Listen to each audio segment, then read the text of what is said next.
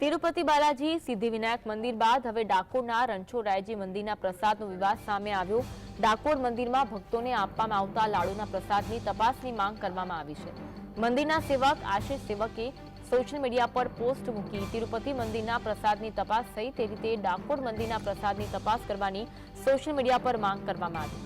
આશિષ સેવકે કહ્યું છે કે પ્રસાદનો એફએસએલ રિપોર્ટ કરાવવામાં આવે તો દૂધનું દૂધ અને પાણીનું પાણી થઈ જાય। આમ આશિષ સેવકે મંદિરના લાડુને અને મંદિરની જે મીઠાઈઓ બને છે તે માટે વપરાતા ઘીના સેમ્પલ લઈને તપાસ થાય તેમ માંગ કરી છે।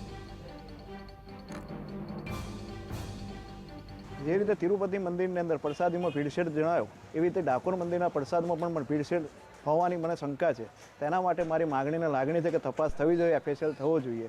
આ ફરીથી ચાલુ કર્યું, બરાબર છે। માગણી હતી, પહેલાં બંધાઈ કરી થઈ ગયેલું, જામ ખંભાળિયાનું ઘી આવતું હતું, 1 મહિના સુધી લાડુને કશું થતું નહોતું। અત્યારે ત્રીજા ચોથા દિવસે લાડુમાંથી સ્મેલ આવવા મળે છે અને લાડુ વળતા નથી। મારી પોસ્ટની અંદર કોમેન્ટ બોક્સની અંદર મારો વિડીયો પણ મેં મૂકેલો છે।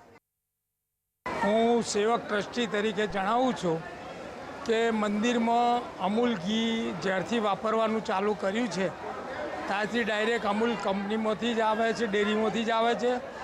આ ઘીમાંથી જે પ્રસાદ બને છે એની કોઈ પણ વૈષ્ણવો દ્વારા ફરિયાદ કશું આવી નથી કે ભાઈ આ ઘીથી લાડુ બગડી ગયો કે સામગ્રી બગડી ગઈ। દરેક સેવકો પોતાના વારાના દિવસે હોંશે પોતાની મંદિરની ધરાયેલી